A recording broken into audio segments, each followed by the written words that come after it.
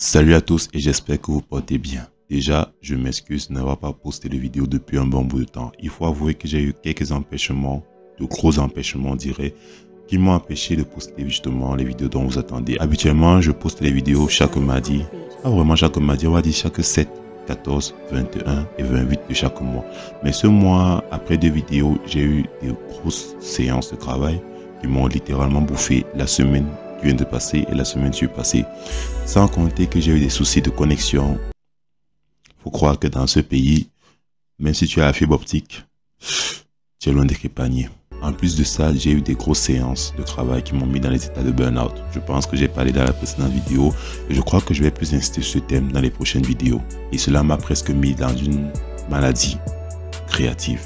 Croyez-moi, c'est pour ça que j'intiens vraiment à ce concept de graphisme et de psychologie créative, parce qu'il y a des expériences que je traverse en tant que graphiste que j'aimerais vous faire retransmettre. Pour éviter bien sûr que lorsque vous, artiste ou créatif, vous allez vous lancer dans une carrière, vous évitez justement de tomber dans le même piège qui nous entoure chaque jour.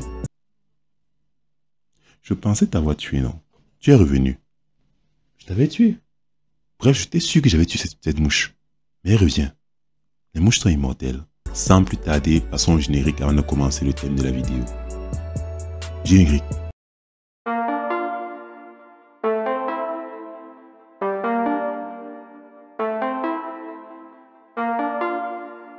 Sans plus tarder, aujourd'hui notre vidéo va parler... Oh, ma voix. Sans plus tarder, aujourd'hui nous allons aborder un thème que vous connaissez tous. On va parler d'un élément que vous connaissez tous, que tout le monde connaît, que même les pousseurs connaissent, que même les vendeuses connaissent. Les logos. Alors, c'est quoi un logo? Tout le monde dira qu'un logo, c'est juste quelque chose qu'on fait comme ça pour représenter une société ou pour représenter quelqu'un. Bref, les gens ont l'habitude de dire des choses comme ça. Un logo, c'est juste... un petit truc qu'on a dessiné, non? Juste comme ça. Alors que c'est loin d'être simplement quelque chose qu'on dessine. Un logo, c'est un élément graphique, textuel ou typographique qui a plusieurs styles, bien sûr, qui permet de représenter une marque, un projet, une entreprise ou même une culture. Croyez-moi, un logo a des portées vraiment très vastes. Il ne se limite pas seulement à un dessin. Ça revient à une identification complète, exactement comme l'esprit et le corps.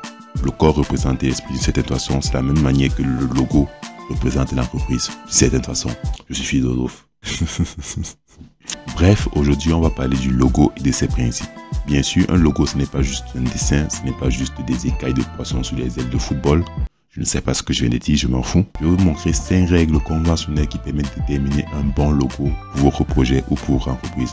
Si votre logo respecte ces 5 règles énumérées ci-dessus ou qu'on va citer, croyez-moi, votre logo traverse tous les standards. Il sera capable d'être reconnu et d'être bien à voir partout où il sera. Et bien sûr, votre communication aura beaucoup de chances de marcher. Croyez-moi, il y a des entreprises qui ont des milliards, voire des millions de dollars en chiffre d'affaires, mais juste à travers leur logo, ils perdent des clients, des centaines, voire des milliers de clients. Alors, il est très important que lorsque vous commencez un projet ou une marque ou une entreprise, le logo, c'est l'élément fondamental. Il est même plus fondamental que le nom. Bon, c'est vrai que le nom et le logo vont ensemble, mais le logo prend son sens avec le nom, mais ces deux éléments sont tellement importants. Ça entre dans le concept de branding, c'est-à-dire la naissance d'une entreprise. Sans plus tarder, on va énumérer justement ces 5 éléments très importants qu'un logo professionnel doit respecter. Pour commencer, bien sûr, la base de la base, votre logo doit être lisible. Comme j'ai écrit en bas là, lisible. Votre logo doit pouvoir être retenu par appellation. On ne veut pas un logo qui... C'est pas, tu écris un C, tu mets le A, tu mets le B sur le C, tu veux qu'on dise cap. Comment on va dire cap si on ne voit pas le C, le A et le C? C'est souvent cette erreur que les graphistes ont l'habitude de faire. Ils ont souvent l'habitude de mettre des éléments dans les lettres lorsqu'ils font un logo. C'est pas en mettant la cloche sur A que A sera toujours un A. Non, je vais lire CL, cloche, CL, cloche. Je ne saurais pas que c'est un A. Donc des fois, il faut faire très attention lorsque vous mettez des éléments dans les lettres typographiques. Des fois, ça peut tuer la lisibilité. Et croyez-moi, la lisibilité, c'est le premier élément qui va permettre à un client de connaître de quoi votre logo s'agit. Tant qu'il ne lit pas, même si vous mettez les plus beaux couleurs du monde, votre logo est nul. Il n'est pas mémorable. On ne sait pas ce que c'est. C'est pas lisible. Deuxième élément, bien sûr, qu'un logo professionnel doit avoir, il doit être atypique ou dit original. En fait, un logo doit être vous. Uniquement vous et personne d'autre. C'est vrai qu'il y a des logos qui se ressemblent, mais votre logo doit vraiment garder son originalité. Des fois, c'est vrai que on dit souvent qu'il y a des choses qui ne s'inventent pas, il y a des logos qui s'inspirent des autres et tout. Je n'en conviens pas, mais faites tout, vraiment tout et tout pour que votre logo soit le plus identique possible, sans toutefois perdre sa valeur. Votre logo doit pouvoir être unique, de manière à ce que, même s'il a le design le plus nul du monde, il ne représente que vous. Car ça vous permet d'éviter les thèmes comme le plagiat, les thèmes comme le fait d'avoir volé le logo de quelqu'un. Et ça vous évitera bien sûr de vous retrouver à avoir votre communication complètement sabotée, de peut-être vous retrouver dans des procédures judiciaires parce que une société est capable de vous porter plainte justement par le fait que vous avez reproduit votre logo.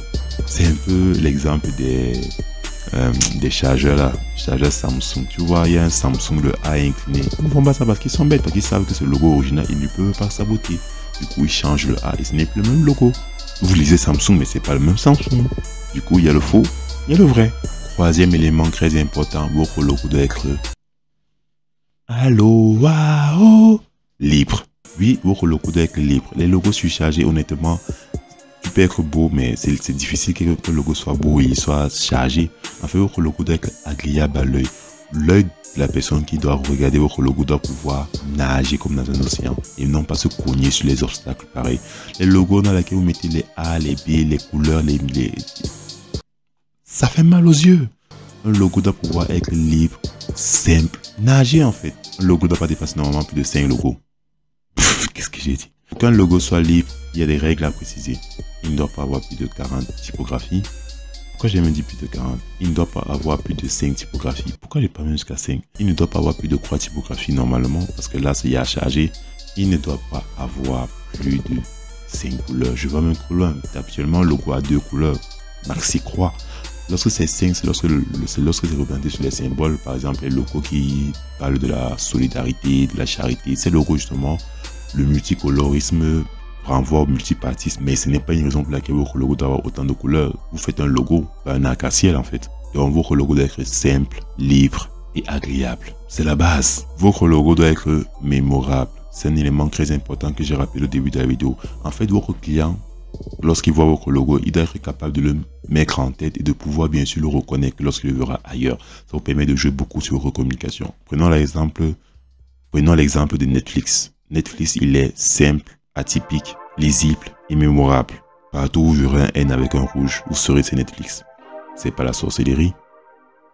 C'est Netflix. En fait, votre logo doit respecter le même principe, pouvoir être mémorable, de telle manière à ce qu'il puisse avoir ses couleurs, sa typographie et sa présentation unique, de telle manière à ce que lorsque vous le présentez à votre client, il est difficile qu'il oublie au bout de 24 heures. Et bien sûr, le dernier élément, votre logo doit être captivant. Captivant, c'est-à-dire, il doit être en mode viens, tu veux me voir? Viens, regarde-moi, comme je suis belle, beau. Je viens de dire quoi comme ça? Bref, votre logo doit être captivant dans le sens où il doit pouvoir avoir des couleurs agréables, avoir une typographie agréable, bien sûr, qui correspond à son sens. Il doit pouvoir être beau, agréable à voir, de manière à pouvoir avoir des couleurs qui le captivent, des couleurs qui le respectent, des couleurs qui se conviennent. Bien évidemment, on va aborder le thème des couleurs dans de prochaines vidéos. Forcément, je mettrai forcément un lien là dans ces vidéos quand je reviendrai plus tard. Ainsi, voilà les 5 règles conventionnelles qu'un bon logo professionnel doit avoir. Il doit être lisible. Il doit être atypique ou original, il doit être libre ou simple, il doit être mémorable, il doit être captivant. Quand votre logo respecte ces 5 règles, croyez-moi, il est difficile que quelqu'un dise « Ah, c'est un mauvais logo, c'est bizarre ». Même si votre logo est bizarre, il doit être bizarre de manière à caler dans la tête de quelqu'un. Si c'est un logo d'horreur, il doit pouvoir faire peur. Si c'est un logo il doit pouvoir inspirer le... Je veux pas faire beau moi-même avec ma bouche. Sinon YouTube va rien comprendre. Bref, c'était la vidéo d'aujourd'hui. J'espère que vous allez bien aimer. Si vous avez bien aimé la vidéo, n'hésitez pas à lâcher un commentaire. Pourquoi j'ai fait pour à la place? Si la vidéo vous a plu, n'hésitez pas à lâcher un pouce, à mettre vos commentaires pour dire ce que vous pensez. Et si vous avez d'autres règles, des logos, bien sûr, n'hésitez pas à les mettre en commentaire. Je serai ravi de partager cela avec vous. Et bien sûr, si vous n'êtes pas abonné, abonnez-vous. Sinon, je vais vous harceler. Et je suis sûr que ceux qui ne sont pas abonnés sont ceux qui ont un mauvais logo. Ils ont peur. Abonnez-vous.